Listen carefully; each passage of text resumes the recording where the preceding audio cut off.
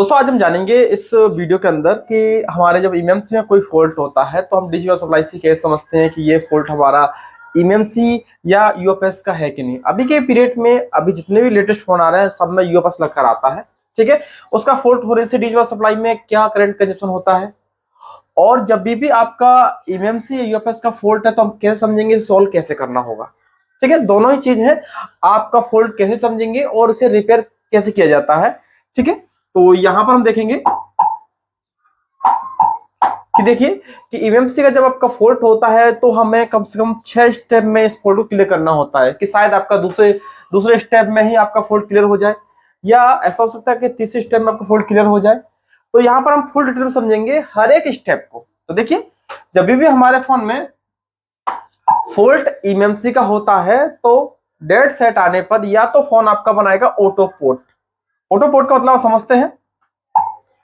Auto port का मतलब है कि जैसे ही आप अपने फोन को कनेक्ट करेंगे पीसी से और ये अपने आप ही आपका पोर्ट बना लेगा। जैसे आपका बना ले क्वालकॉम पोर्ट क्यूसी या बना ले आपका एमटी के मीडियाटेक। तो इस टाइप से अगर आपका पोर्ट बना लेता है फोन तभी भी ये प्रॉब्लम किसकी, आपकी ईएमसी की है। ऐसा इसलिए है क्योंकि अगर पोर्ट बनाता है तो सीपीयू प्रेजेंट है, क्योंकि जैसे हमने डाटा केबल कहाँ लगाया है, अपने फोन के चार्जर के अंदर, फोन की चार्जिंग के अंदर। तो जैसे ही लगाते ही आपका पीसी ने आपके सीपीयू का नाम बता दिया कि मीडियाटेक कंपनी है क्वालकॉम, इसका मतलब है कि सीपीयू प्रेजेंट है। तो फिर ये जो समस्या है वो आपका कहीं ना कहीं ईएमसी समस्या है। तो ये समस्या होने पर या तो आपका फोन ऑटो पोर्ट बना ले। नंबर सेकंड है कि रीडिंग। देखिए डीसी मशीन की रीडिंग में कैसा होता है कि जैसे मान लो कि रीडिंग आपकी स्टक हो जाएगी। जैसे आपका ये आपका यहां से लेकर अगर आपकी 200 मान लीजिए, अगर इसके बीच में कहीं भी रीडिंग रुक जाता है, रीडिंग अगर इसके बीच में कहीं रुक गया, जीरो नहीं हुआ, अगर रुक जाता है तो ये भी एक संकेत है कि ये समस्या आपकी कहीं ना कहीं ईएमसी का ही होता है, ठीक है। दोनों फॉल्ट समझ में आता है। एक तो सेट ऑटो पोर्ट बना ले तब भी ऐसा हो सकता है। नंबर सेकंड ऐसा भी हो सकता है कि यदि आपका डीसी पावर सप्लाई में रीडिंग स्टक हो जाए तभी भी आपका ये फॉल्ट ईएमसी का ही है। अब समझेंगे कि इसके ईएमसी का फॉल्ट तो मालूम, ईएमसी का फॉल्ट है तो इसे रिपेयर करने के लिए हमें क्या क्या स्टेप फॉलो करने चाहिए। दोस्तों यदि आपको फॉल्ट फाइंड में दिक्कत होती है तो आप हमारा ऑनलाइन क्लास ज्वाइन कर सकते हैं। ऑनलाइन क्लास का फीस केवल 6000 है और इतनी कम फीस में भी आप बहुत अच्छी रिपेयरिंग सीख सकते हैं। तो समझेंगे ईएमसी का फॉल्ट अगर होता है तो हमें कितने स्टेप फॉलो करने पड़ेंगे और इतने स्टेप में हमारा सॉल्यूशन के लिए हमें क्या क्या करना होगा। तो देखिए यहाँ पर आपका ईएमसी प्रॉब्लम है। ईएमसी प्रॉब्लम में बता चुका हूं कि जैसे मान लीजिए कि आपका रीडिंग स्टक हुआ या ऑटो पोर्ट है आपका, तो ये समस्या ईएमसी का आपका होता है।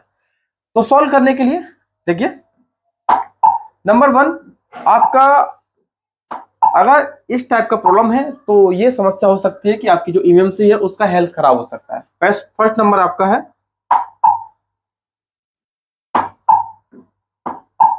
आपको जो फर्स्ट नंबर है आपका ईएमसी का हो सकता है हेल्थ खराब।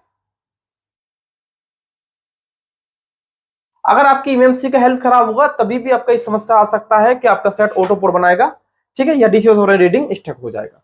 तो इसकी समस्या को सॉल्व करने के लिए आप लोग यूज कर सकते हैं, इसमें आपके जो हमारे बॉक्स है, ठीक है, आप बॉक्स यूज कर सकते हैं आपका एजीजीटेक, या आप यूज कर सकते हैं अगर आपके यूएफआई है तो यूएफआई से कर लीजिए, या आपके पास F64 है तो F64 से कर लीजिए।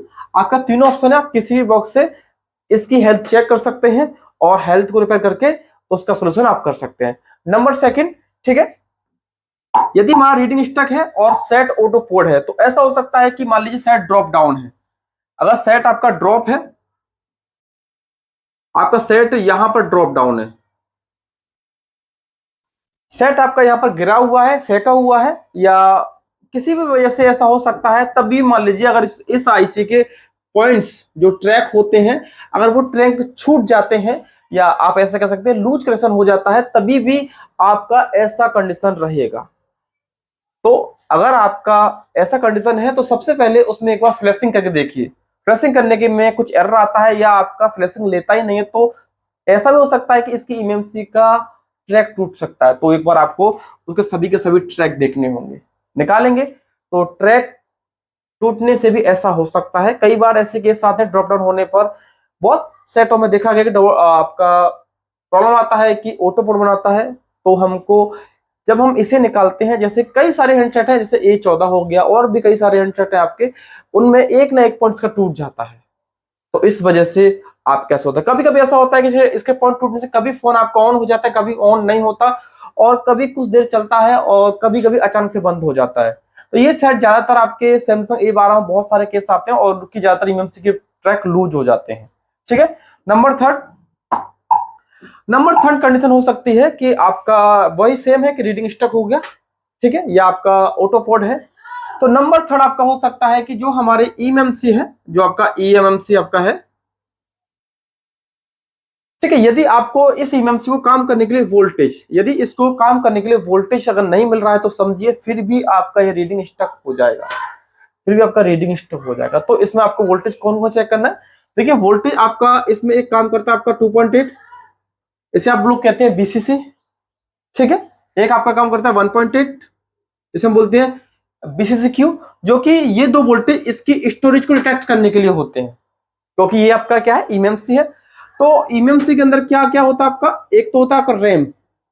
रैम मतलब आपका स्पीड होता है, जैसे आपकी पीसी देखा होगा हमने, लैपटॉप या पीसी, उसमें देखो रैम अलग होता है, सीपीयू अलग होता है और आपका हार्ड डिस्क अलग होता है। इसमें क्या है, हार्ड डिस्क और रैम दोनों को एक में ही मर्ज कर दिया है, तो इसे हम ईएमएमसी का नाम देते हैं। तो देखिए रैम और इसमें क्या होता है आपका रोम, इसे हम कह सकते हैं मेमोरी कार्ड कह लीजिए आपकी एमएमसी, ठीक है, मेमोरी कार्ड दोनों साथ में ही है, ठीक है, इसे रोम कह सकते हैं।